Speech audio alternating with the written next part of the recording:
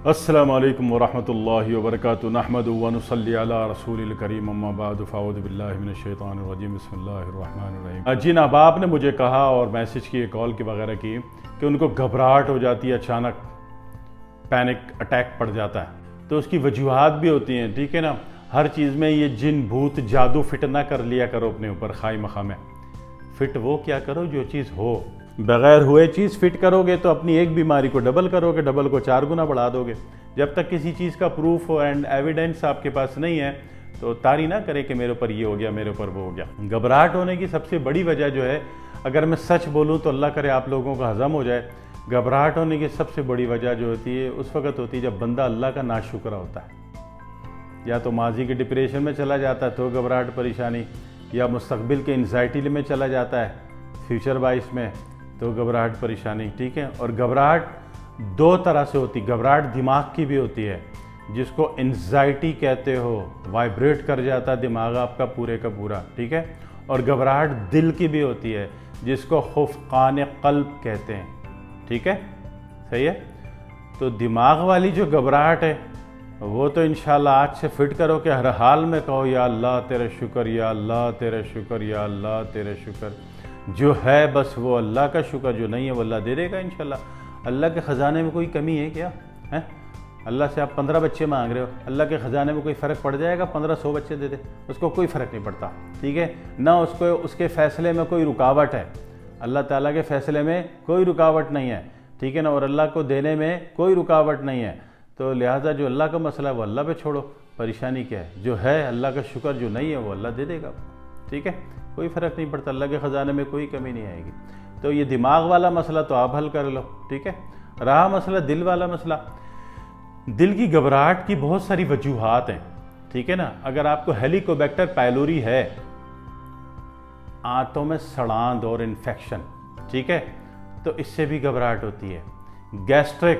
Gastro बहुत ज़्यादा है तो इससे भी घबराहट होती है, वो आप ख़त्म कर लीजिए, ठीक है। इसी तरह बादी बवासीर, जहाँ गैस बनती है लेकिन खारिज नहीं होती, इसको बादी बवासीर कहते हैं। एक ज़ख्मी बवासीर होती है, उसमें ज़ख़म की कैफियत होती है। एक खूनी बवासीर होती है, उसमें खून होता है, खून आता है, ठीक है ना।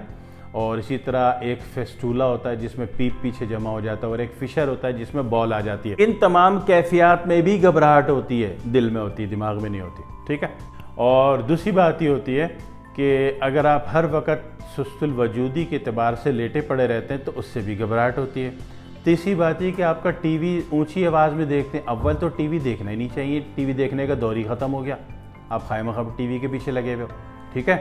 तो टीवी की जो आवाज़ है, उसका जो ह्यूज डायमेंशन साउंड का सराउंडिंग सिस्टम है, उससे भी आपको घबराहट होती है। और फिर हमारी कुछ ख़वातीन बड़ी नेक दिल होती हैं, वो ड्रामे में जो औरत के साथ मजलूम रोल हो रहा होता है ना, वो अपने ऊपर तारी कर लेती है कि हाँ ये तो मैं हूँ, हाँ यही मेरे साथ भी हुआ था, हालांकि कुछ भी नहीं हुआ था, गलत बात है, तारी कर लेती हैं अपने ऊपर, ठीक है ना। मौका देख के थोड़ा थोड़ा रो भी लेती हैं, तो ये भी अपने दिल का बेड़ा गर्क कर रही होती हैं खामख़ा में। लिहाजा असली बात तो ये कि आप टीवी देखना बंद कर दें। खामख़ा की एक मुसीबत पाल रखी है आपने अपने ऊपर, अपने आप को नफ्सियाती करने का बटन दबाते हो कि मुझे नफ्सियाती करो, ठीक है जी। एक बात। दूसरी बात यह है कि इसका एक वजह यह होती है कि दिल में गर्मी का बढ़ जाना, ये भी आपको जनाब वाली पैनिक अटैक करता है, घबराहट की कैफियत पैदा करता है। इसी तरह ठंडा पानी तेज़ रफ्तारी से आपने पी लिया तो इससे भी घबराहट होती है, ठीक है। और इसी तरीके से अक्सर औक़ात ऐसा होता है आप नॉर्मल मूड में होते हैं और आपका जो दूध देने वाला है, ठीक है ना, वो अक्सर औक़ात अपनी जिहालत से बाज नहीं आता, वो इतनी धड़ धड़ करके आपकी बेल या दरवाज़ा बजाता है, तो उससे भी आपको घबराहट होती है, ठीक है। तो ये घबराहट की जितनी वजूहात हैं, इसके सेक्टर हमने 2 बना दिए। एक दिमाग वाला बनाया था, दिमाग वाला तो हमने बोला हर वक्त कहो, दिल ही दिल में कहो या अल्लाह तेरे शुक्र, या अल्लाह तेरे शुक्र, या अल्लाह तेरे शुक्र, तो दिमाग वाला मसला तो हल हो जाएगा।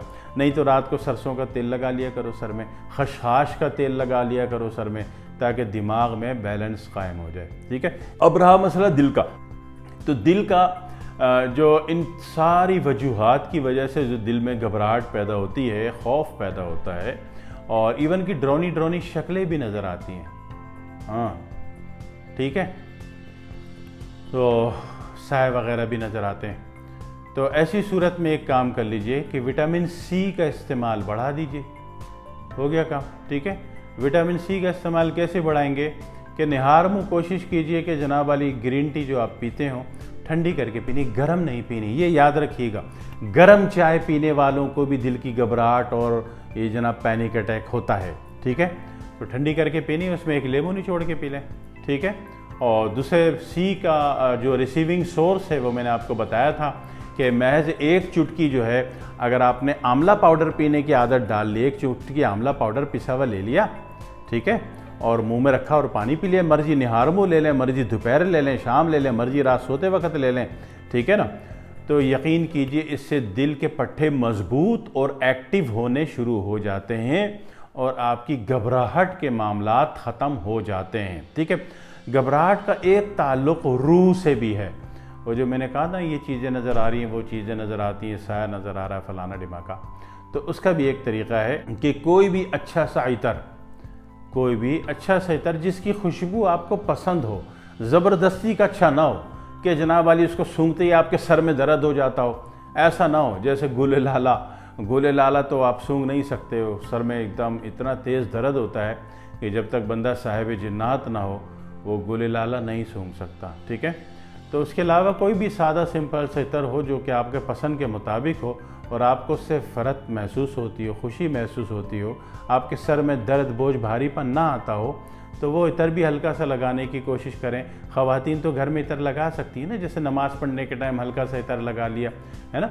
ख़वातीन जब घर से बाहर जा रही हूँ तब उनको मना है कि वो खुशबूयात का इस्तेमाल ना करें। ठीक है, लेकिन घर में कर सकती हैं। तो जैसे अक्सर अच्छी ख़वातीन होती हैं, जब भी नमाज़ पढ़ती हैं तो हल्का वज़ू करने के बाद हल्का सा इतर लगा लेती हैं। आप देखिएगा उन औरतों को, उन ख़वातीन को गौर से देखिएगा अपने घर वालियों में, आपकी नानी है, फूफी है, ताई है, खाला है, चाची है, सास है, माँ है, कि जो वज़ू करने के बाद जब वो इतर लगा के नमाज़ पढ़ती हैं, उनके चेहरे पे नूर देखिएगा, इंशाअल्लाह कलेजा खुश हो जाएगा कि नूर किसको कहते हैं। क्यों? इससे उनकी रूह को ग़िज़ा मिल गई, और जिसकी रूह को ग़िज़ा मिल गई वो भी घबराहट का शिकार नहीं होता, उसको भी पैनिक अटैक नहीं होता। ठीक है ना। तो मसले का हल क्या नज़र आया? इतने सारे मसले, और हल क्या बताया? या तो पिसा हुआ आंवला पाउडर, दुनिया का सबसे बड़ा विटामिन सी का सोर्स जो है वो आंवला पाउडर है। ठीक है ना, इससे बड़ी जितनी भी दवाएं, वो लाख रुपए की टैबलेट हो, 20 लाख की हो, 2% की आंवले के आगे। आंवले से बड़ा कोई विटामिन सी नहीं होता दुनिया में। ठीक है, न था ना है ना होगा। ठीक है जी, तो एक चुटकी वो ले लिया तो उससे भी मसला हल हो गया आपका। और दूसरा तरीक़ा आपको क्या बताया कि आप मर्द हैं तो लाजमी है कि सुबह शाम जो है आप हल्का से इतर लगा लें। सुबह आया धोया कपड़े पहने, हल्का सा कोई भी खुशबू आपने यूज़ कर ली, और इसी तरह शाम को जब आप घर में आए नहाया धोया तो भी आपने हल्की सी कोई खुशबू इस्तेमाल कर ली। ठीक है, लेकिन ख़वातीन के लिए मेरी अर्ज़ ये है कि ख़वातीन जब भी नमाज़ पढ़ें, 5 टाइम, ख़वातीन तो माशाल्लाह से हमसे भी ज़्यादा नमाज़ पढ़ती हैं, वो तो तहज्जुद भी है, अशराक़ भी है, अवाबीन भी है, और चाश भी है, और ख़वातीन तो होती है सारी अल्लाह वाली। तो जब भी नमाज़ पढ़ेंगी ना, तो उसमें वो शौहर का रोज़गार ना हो, वीज़ा ना लग रहा हो, तो भी बेचारी औरत ही नमाज़ पढ़ के अल्लाह से मांग रही होती। इस औरत के दम पर ही दुनिया चल रही है भाई साहब। ठीक है, तो ख़वातीन जब भी नमाज़ पढ़ें, जब भी वज़ू करें, हल्की सी खुशबू जो है, अब वो इतर हो, परफ्यूम हो, सेंट हो, जो भी हो, हल्का सा वो लगा लिया करें। ठीक है, ताकि उनकी रूह जो है तरोताज़ा रहे। जितनी ज़्यादा रूह तरोताज़ा रहेगी, आपका दिल सदाबहार रहेगा, खुश रहेगा, खुशहाल रहेगा। ठीक है ना। वो इंडियन वो ख़वातीन वो जो ड्रामों के हर वक्त री री री री वाली जो नौसत है, उससे आप महफूज रहोगे। ठीक है, आप अच्छे रहोगे, खुश रहोगे, खुशहाल रहोगे। तो तरीक़ा मैंने आसान तरीन बता दिया, इससे आसान तरीका तो हो नहीं सकता। ठीक है जी, वस्सलामु अलैकुम वरहमतुल्लाहि वबरकातुहू।